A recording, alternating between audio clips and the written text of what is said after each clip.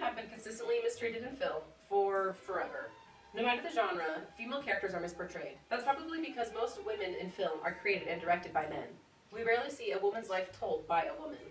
We see the male gaze thrust upon women characters in their physical appearance or in the conversations they have, which are usually just about men. Women are constantly showing their audiences that to be a powerful woman, you have to look a certain way and act in a sexual way to get what you want. Sexualization is sexualization, no matter the source. Female superheroes are a fantastic example of this. They are strong and independent, but they wear skin-tight latex that provides no protection in battle. Hilary Pennell and Elizabeth Ben Morowitz, both prolific pop culture scholars, have stated that it is the dichotomous representation of superheroines as being extraordinary, yet sexualized, that muddies the potential for these characters to be empowering. The sexualization does not stop at superheroes. Just about any female character in film serves some sexual purpose. They exist only because the male character existed first. Wes Anderson's Rushmore provides another good example.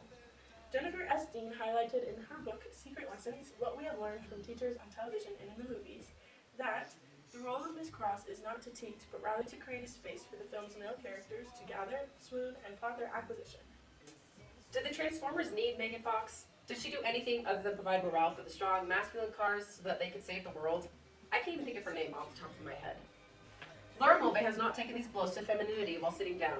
She criticizes all of classic narrative cinema from the golden age of Hollywood as voyeuristic and patriarchal. This argument is evergreen, however, and can apply even today despite Hollywood's attempts at progressivism and diversity inclusion. She has fostered a form of feminist criticism that still pervades discourse today. One of her most interesting arguments is that of the female body as a phallic object. According to Mulvey, the image of the woman's body not only offers pleasure, but also poses a threat through her lack of a penis, the threat of castration. One route by which patriarchal cinema deals with this threat is that of fetishization. In order to assure uninterrupted, if not heightened, visual pleasure, the woman's body is idealized into a phallic object. This further illustrates the traditional male need to control women and their bodies. Mulvey argues that they are so threatened by the defense of the female form that they need to rationalize why they are attracted to them. Hollywood revolves around this principle of visual pleasure. The Bechdel test was invented in 1985 by Alison Bechdel. In order to pass the test, a film must have at least 2 female characters that have names, and they must have a conversation about something other than a man. Simple, right? Wrong! The bar is low, incredibly low. Even if a film does pass the Bechdel test, that does not necessarily mean that there is good female representation. Let's take a look at the filmography of Wes Anderson, for example. 5 and 5. That's not too bad. Some would even hail Wes Anderson as a feminist hero because of this statistic, but it's still not enough. Wes Anderson's female characters thrive on a cool girl edginess that allows them to exploit their own sexuality under the guise of feminism. We think that his female archetypes are not only misrepresentations of women, but are a shoddy ploy to avoid giving his female characters more personality. Wes Anderson is widely beloved by film critics and indie kids alike. Due to his distinctive style, Wes Anderson has almost become a verb in itself. Symmetrical, brightly colored, and nostalgic are all characteristics of his style. His characters fit perfectly within the strange little world that he's created. Men are quirky yet lovable, and they go on fantastic journeys in order to find their true selves. His female characters are intelligent and aloof. They never do exactly what the male character wants them to do. They are beautiful wild cards that you can't help but want to emulate. Because of this, Anderson's cult following has adopted these women as paragons of radical femininity and open sexuality. Wes Anderson himself has said that all of his films are somewhat autobiographical, so it makes sense that the majority of his characters are male. This also explains why all of his protagonists are so similar. Because of his film's self-reflecting nature, there are relatively few female characters to analyze. There's about 1 per film that has a big enough role to even be talked about. Some of Anderson's most memorable women include... Anyone would describe these women as cool girls. Uninterested, outspoken, and effortlessly beautiful. Wes's women are in a league of their own, but they are not immune to Mulvey's criticisms. These characters all fit within the realm of the male gaze, which could be defined as female characters created by men for men. Laura Mulvey, the leader behind challenging the straight, misogynistic trends in cinema, outlined this idea in 1973 with an article titled Visual Pleasure and Narrative Cinema. Her thoughts are delineated as such. Films are made for straight men to live out their fantasies through viewing sexualized female characters. Mulvey says, woman then stands in patriarchal culture as signifier for the male other, bound by a symbolic order in which man can live out his fantasies and obsessions through linguistic command by imposing them on the silent image of women, still tied to her place as bearer of meaning, not maker of meaning. Women are not individuals when they're shown on screen, but are a visual, pleasurable object serving only to arouse men and give them the sense that they control the woman on the screen. Mulvey even suggests that most movies could have perfectly functioning plot lines without the existence of women at all.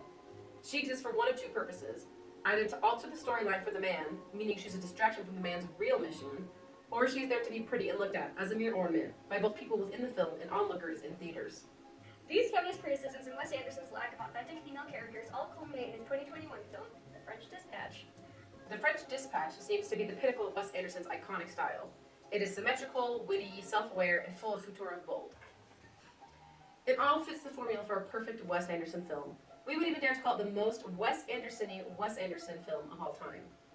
So, if the terms we talked about earlier are true, then the female characters in The French Dispatch must be super empowering and individualistic, right? Ha, just kidding. The female characters in this film are just like all of the others in Anderson's films. They're beautiful, one-dimensional, and aloof. Because there are so many separate stories in The French Dispatch, at least there is more than one female character to dissect. Let's start off by analyzing the first story, written by Tilda Swinton's J.K.L. Bernstein. The article recounts the beautiful, albeit slightly twisted, love story of inmate and artist Moses Rosenthaler and Simone, a guard at the Ennui prison. Moses, while serving a lengthy sentence for murder, uses Simone as the muse for one of his pieces and begins to fall in love with her. Simone Naked, Cell Block J, is the piece that ultimately gets Moses recognized as an art star. Simone, the reason that Moses becomes an artist, is first shown on screen naked, which, under the circumstances, is acceptable as one realizes she is posing in the nude for Moses. However, this scene sets the tone for the power dynamic between the two. Simone naked being used as an object for Moses wherein he can find inspiration. Mulvey would argue that she is being used as a phallic object to ensure that the male viewer's pleasure is not threatened by her cold and stern attitude. She is his muse in every sense of the word, but she's beautiful and a revelation to give Moses a reason to paint and give us our story. Their more romantic relationship is complicated by the fact that in an admission of love by Moses, Simone interrupts with a swift, "I don't love you." She is portrayed as cold, emotionless, and stubborn. She is an honest and independent woman, yet still sexualized in not only her role as a model, but the dichotomy of the relationship. Simone is a guard over Moses, so she has the powerful and demanding qualities formed from her childhood, as we learn in her backstory, but that power struggle is almost fetishized by her being the naked, vulnerable one to the emotionally vulnerable Moses. Moses' work is recognized and bought by a fellow inmate who happens to be an art collector and a fan, named Julian Cadazio. Once released, Julian convinces his art collecting uncles to put Moses' piece on display, causing him to become a sensation in the world of art. 3 years after the piece's initial success, Cadazio, his art collecting uncles, and fans of Moses all become aggravated by the lack of art, so they demand a new piece to be made ASAP. They bribe their way to meeting with Moses in the Ennui prison, only to find a travesty, a 3-piece fresco painted onto the walls of the prison, making it virtually impossible to profit off of Moses' creation. A nasty and incredibly cinematic brawl ensues between Cadazio and Moses. However, soon enough, the hatred subsides. Cadazio appreciates the pieces for what they are and arranges to have the walls airlifted to a private museum in the middle of nowhere, Kansas. The story ends by letting the audience know that Simone soon left the prison after earning commission from the paintings, but that she and Moses still keep in contact with each other. This adds to the point that women are in the film to let the heterosexual male live out their fantasies, in this case, that of being a painter. It also confirms the statement by Mulvey that women are the bearers of meaning, not makers of meaning. Simone existed in the story to be symbolic through the art of Moses. She did not create anything for herself, but simply stood as the inspiration for the male protagonist. To offset her less valuable role in the story, she was made to be a stubborn, strict woman, so as to seem that she really didn't want a leading storyline anyway. This next story is written by Frances McDormand's Lucinda Kremens. She's whip smart and a darn good journalist. She's also old and unmarried, but she prefers it that way. Her story starts when she's having dinner with some of her friends, and they try to set her up on a date, much to her dismay. She escapes the bathroom, where she finds her friend's teenage son, Zeffirelli, sitting in the bath, writing a manifesto. He asks her to proofread it. She eventually sleeps with Zeffirelli, but it doesn't even matter to her, because she's cold, callous, and aloof. It was his first time. One of the teenage rebels, Juliet, despises Mrs. Kremens and does not feel that her presence is necessary for the protest. They argue, and Juliet eventually exclaims, "She's in love with Zeffirelli!" exposing the root for her disdain. She has feelings for him. Mrs. Kremens blows off the remark and shows that Zeffirelli means nothing to her. She just slept with him. The story culminates with one of the radio towers going out. The young protesters need a way to reach the outside world, so Zeffirelli comes in to fix it.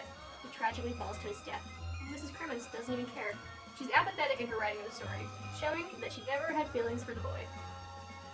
Mrs. Kremens' character is interesting because multiple times the term old maid is thrown around by other characters in the story in relation to her. However, Mrs. Kremens says that she prefers not to be married or have kids because it affects her writing, her job. But then at 2 different scenes she's seen crying, and she says that she's lonely. Wes Anderson tries to do Mrs. Crimmins justice by having her character say that she's chosen this life of being single and is dedicated to her career, something many feminist women would say as well. However, the scenes of her crying and being emotionless prove otherwise, it would seem, that in fact she is sad about her decision and says it to appear to be strong in some sense. It's contradictory to try and present a strong, independent working woman as in reality someone lonely who is just around to hook up with other people for her job. Not only that, but the two women are seemingly pitted against each other to win the heart of Zeffirelli, pushing his story forward. The story tells the tale of Roebuck Wright and the night he ate dinner with the commissioner. That night, Gigi, the son of the commissioner, is kidnapped, and the whole thing is thrown into a frenzy. The story contains two women. One of the two works with the commissioner. She is older and largely unimportant. The other is showgirl number 1, a nameless, I'm Gigi, by the way. What's your name? I'm not going to tell you that. This is a felony. scantily clad, careless prostitute with a touch of rebellion. While I believe I can speak for all of us when I say that kidnapping is wrong, it could be seen as a minuscule success for the women of Wes Anderson films everywhere, that a woman gets to be on the side of the villain. That's where the power is, where the intrigue is. However, our beloved showgirl actually speaks kindly to Gigi, Hello. sings a lullaby for him, and feeds him. Still powerful and feminine actions displayed by a woman, but they're actions that are always left for the woman. No man would sing to a child they just kidnapped. Wes Anderson juxtaposes the scandalous nature of her work with an affectionate side, and while it seems to be a feminist move, it is inherently degrading. Anderson anticipated audiences would assume the stereotype that a prostitute could never be sub-caring, and thus choose to make the woman with a warm personality a showgirl. But it only furthers the stereotypical sexualized woman trope. As Pennell and Ben Moorwood stated, the extraordinary woman's heroic effect is muddied with every step taken to sexualize her. Anyway, I hope showgirl number 1 is doing alright. You're not a criminal. You're just a mixed up showgirl. Ha. In conclusion, Wes Anderson makes beautiful films that deserve the respect that they receive, but that does not mean that he does not need to grow and progress in his work. Anderson's films are a fine example of all the points that Mowgli was originally trying to make. There are no feminist heroes to be found in Wes Anderson's world, but this is likely due to larger societal flaws, rather than Anderson having his own misogynistic agenda.